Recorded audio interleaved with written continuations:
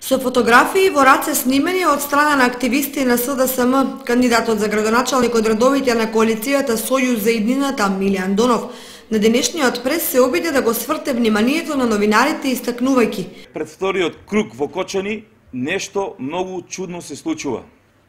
Значи, врие од премиерот кој по трет пат во Кочани лажно беше присутен.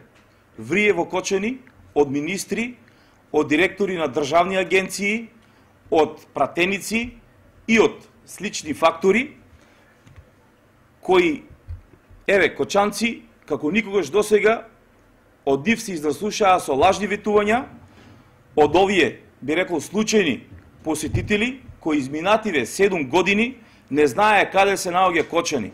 Андонов и со обвинувања кон државните службеници вработени во општината и медицинскиот центар, социјални грижи, комуналното претпријатие и училиштата. Ако одговорот на ова прашање го тражат, го бараат кочанци, тие едноставно тој одговор ќе го најдат во Ромското мало, во 14-та бригада, во Шатровик, во Усова чешма, во Бели и во Тракање.